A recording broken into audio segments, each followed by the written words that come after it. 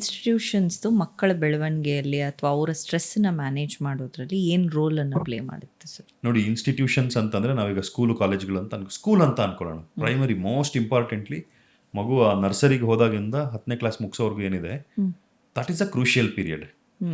ಶಾಲೆಯ ಕರಿಕ್ಯುಲಮಲ್ಲಿ ಆಹಾರ ವಿಹಾರ ನಿದ್ರೆ should become part of their education. ನಿದ್ರೆ ಬಗ್ಗೆ ಎಷ್ಟು ಎಜುಕೇಶನ್ ಇದೆ? V teach children about sleep. Curriculum ಒಳಗಡೆ ಇದೆಯಾ ನಿದ್ರೆ ಬಗ್ಗೆ? ಇಲ್ಲ. ಸರಿಯಾದ ಟೈಮಿಗೆ ಮಲಗಬೇಕು, ಸರಿಯಾದ ಟೈಮಿಗೆ ಏಳಬೇಕು, ಅದು ಒಂದು ಅಭ್ಯಾಸ ಫಿಕ್ಸ್ ಮಾಡಿ ನೋಡ್ಲಿ. ಇವಾಗ ಇದನ್ನ ನೋಡ್ತಾ ಇರುವಂತವ್ರು ಅವ್ರ ಮನೆಯಲ್ಲಿ ಎಲ್ಲರಿಗೂ ಈ ಟೈಮಿಗೆ ನಾವೆಲ್ಲರೂ ಮಲ್ಕೊಂತೀವಿ, ಈ ಟೈಮ್ ಆದ್ಮೇಲೆ ಯಾರು ಎದ್ದಿರೋದಿಲ್ಲ. ಇದೇ ಟೈಮಿಗೆ ಬೆಳಗ್ಗೆ ಪ್ರತಿದಿನ ಎದ್ದೊಳ್ತೀವಿ. 7 ಗಂಟೆ ನಿದ್ದೆ ಮಾಡಿ ಕಂಟಿನ್ಯೂಸ್ ಆಗಿ. 10ಕ್ಕೆ ಮಲಗಿದ್ರೆ 5 ಗಂಟೆಗೆ ಎದ್ದೊಳ್ಳಿ, 11ಕ್ಕೆ ಮಲಗಿದ್ರೆ 6 ಗಂಟೆಗೆ ಎದ್ದೊಳ್ಳಿ. 7 hours of sleep in the same window. ಇದು ಒಂದು ಅಭ್ಯಾಸ 2 ತಿಂಗಳು ಮಾಡಿ ನಿಮ್ಮ ಜೀವನದಲ್ಲಿ ಆಗೋ ಬದಲಾವಣೆಯನ್ನ ನೋಡಿ. ಇವೆಲ್ಲ ಹಾಳಾಗೋಗಿರೋದನ್ನ ಅದು ವರ್ಕ್ ಆಗುತ್ತಾ ಇಲ್ವಾ, ಸರಿ ಹೋಗುತ್ತಾ ಇಲ್ವಾ ಅಂತ ಅನ್ನೋದನ್ನ ಪ್ರಯೋಗ ಮಾಡಿ ನೋಡಬೇಕು. ಸೊ ಆಹಾರ ವಿಹಾರ ನಿದ್ರೆ. ಮತ್ತೆ ಶಾಲೆನಲ್ಲಿ ಮಕ್ಕಳು ಪ್ರತಿದಿನ ಆಡಬೇಕು. ಮಕ್ಕಳಿಗೆ ಆಟ ಆಡೋದಕ್ಕೆ ಶಾಲೆನಲ್ಲಿ ಬಿಡೋದಿಲ್ಲ, ಮನೆ ಹತ್ರ ಆಗೋದಿಲ್ಲ. ಮಕ್ಕಳು ಆಡೋದು ಯಾವಾಗ? ಆ ಶರೀರದಲ್ಲಿ ಎನರ್ಜಿ ಇದೆ, ತುಂಬ ಎನರ್ಜಿ ಇದೆ, ಅದು ಡಿಸಿಪೇಟ್ ಆಗಬೇಕು. ಈಗ ಸಿಂಪಲ್, ನಮ್ಮ ಮನೇಲಿ ಒಂದು ನಾಯಿ ಮರಿ ಸಾಕಿರ್ತೀರ, ಆ ನಾಯಿಗೆ ನೀವು ಸರಿಯಾಗಿ ವಾಕ್ ಮಾಡಿಸಿಲ್ಲ ಅಂತಂದ್ರೆ ಏನು ಮಾಡುತ್ತೆ? ಸೋಫಾ ಕಚ್ಚುತ್ತೆ ಅಲ್ವಾ? ಸೋಫಾ ಕಚ್ಚುತ್ತೆ, ಸಿಕ್ಕಿದ್ದನ್ನೆಲ್ಲ ಕಚ್ಚಿ ಹರಿದಾಕತ್ತೆ. ಆ ಎನರ್ಜಿ ಡಿಸಿಪೇಟ್ ಆಗಬೇಕಲ್ಲ. ಯಾವಾಗ ನಮ್ಮ ಶಾರೀರಿಕವಾಗಿ ಉತ್ಪತ್ತಿ ಆಗುವಂಥ ಎನರ್ಜಿ ಇರುತ್ತಲ್ಲ, ಸ್ವಾಭಾವಿಕವಾಗಿ ಬರುತ್ತೆ ಎನರ್ಜಿ. ಆ ಎನರ್ಜಿಯನ್ನು ನಾವು ಡಿಸಿಪೇಟ್ ಮಾಡಿಲ್ಲ ಅಂತಂದ್ರೆ, ಹೊರಗೆ ಹೋಗೋದಕ್ಕೆ ದಾರಿ ತೋರಿಸಿಲ್ಲ ಅಂತಂದ್ರೆ ಶಾರೀರಿಕವಾಗಿ, ಮಾನಸಿಕ ವಿಕಾರಗಳಾಗಿ ಅದು ಪರಿವರ್ತಿತವಾಗುತ್ತೆ. ಮಾನಸಿಕ ವಿಕಾರಕ್ಕೆ ಒನ್ ಆಫ್ ದಿ ರೀಸನ್ಸ್, ಒಂದೇ ಕಾರಣ ಅಂತ ಹೇಳೋದಿಲ್ಲ, not having enough physical activity is one of the reasons for distortions of the mind. ಮನಸ್ಸಿನ ವಿಕಾರಗಳಿಗೆ, ವಿಕೃತಿಗಳಿಗೆ ಶಾರೀರಿಕವಾದ ಚಟುವಟಿಕೆ ಇಲ್ಲದಿರುವುದು ಒಂದು ಕಾರಣ. Yoga should become a part of daily life.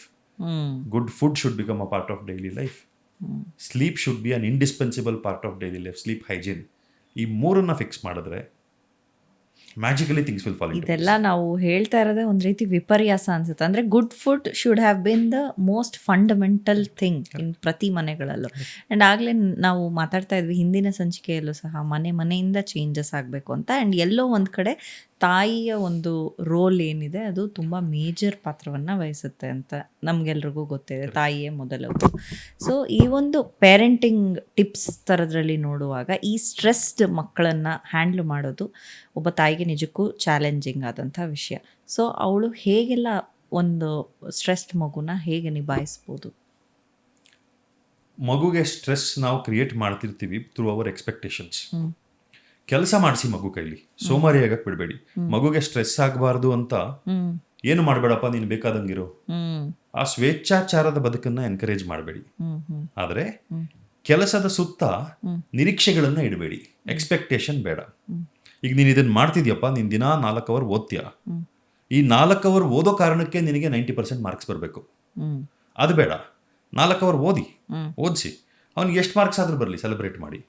So outcome ಎಗ್ನಾಸ್ಟಿಕ್ process ಸೆಂಟ್ರಿಸಮ್ ಅಂತ ಮೈಂಡ್ಸೆಟ್ ಇದಕ್ಕೆ.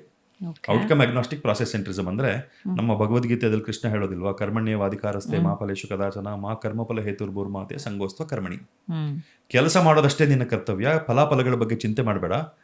ಫಲಾಫಲಗಳ ಚಿಂತೆ ಮಾಡಿಕೊಂಡು ನೀನು ಕೆಲಸ ಮಾಡದೇ ಇರೋದಕ್ಕೂ ಅಟ್ಯಾಚ್ ಆಗಬೇಡ, ಅಥವಾ ಫಲಗಳನ್ನ ನಾನು ಕಂಟ್ರೋಲ್ ಮಾಡ್ತೀನಿ ಅನ್ನೋ ಭ್ರಮೆಯಲ್ಲೂ ಇರಬೇಡ. ಸೊ ಕೆಲಸ ಮಾಡಬೇಡಪ್ಪ, ಅದು ಏನು ಬರುತ್ತೆ ಅದನ್ನು ಸೆಲೆಬ್ರೇಟ್ ಮಾಡೋಣ. ನೈಸ್. ಇದು ನಿಜವಾಗ್ಲೂ ಎಷ್ಟು ಒಂದು ರೀತಿ ಅವ್ರಿಗೆ ಮನದಟ್ಟಾಗಬೇಕು.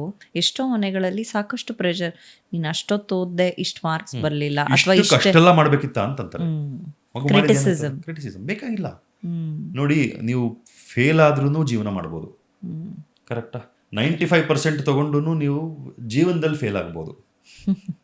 ಸೊ ಪ್ರಯತ್ನನ ನಾವು ಎನ್ಕರೇಜ್ ಮಾಡಬೇಕು, ಪ್ರಯತ್ನನ ಸೆಲೆಬ್ರೇಟ್ ಮಾಡಬೇಕು, ಫಲಗಳನ್ನ ಏನು ಬರುತ್ತೆ ಅದನ್ನ ಒಪ್ಪಬೇಕು. ಇಷ್ಟಾದಾಗ ನನಗೆ ಕಡಿಮೆ ಮಾರ್ಕ್ಸ್ ಬಂದರೆ ಏನಂತಾರೋ, ಈಗ ನಮ್ಮ ಅಪ್ಪ ಅಮ್ಮ ಇಷ್ಟೆಲ್ಲ ಖರ್ಚು ಮಾಡಿಬಿಟ್ರು, ಎಸ್ಪೆಷಲಿ PUC ನಲ್ಲಿ ನೀಟು JEE ಪ್ರಿಪೇರ್ ಆಗೋರು ಎಲ್ಲ ಖರ್ಚು ಮಾಡಿಬಿಟ್ರು, ಅಪ್ಪ ಅಮ್ಮ ಇಷ್ಟೆಲ್ಲ ಕಷ್ಟಪಟ್ಟರು, ನಾನು ಸಕ್ಸಸ್ಫುಲ್ ಆಗಿಲ್ಲ ಅಂತಂದರೆ ಅಪ್ಪ ಅಮ್ಮಂಗೆ ಮೋಸ ಮಾಡ್ದಂಗೆ ಲೆಕ್ಕ. ಬಿಕಾಸ್ ಅವ್ರಿಗೆ ನನ್ನಿಂದ ಕಷ್ಟ ಆಯಿತು. ಸೊ ಸಕ್ಸಸ್ ಆಗೋದಿಲ್ಲ ಎಷ್ಟೋ ಜನ. ಸೊ ನನ್ನಿಂದ ಮೋಸ ಆಗೋಯ್ತಪ್ಪ, ನಾನು ಇನ್ನು ಬದುಕಿದ್ದೇನು ಪ್ರಯೋಜನ, ಸತ್ತೋಗ್ತೀನಿ.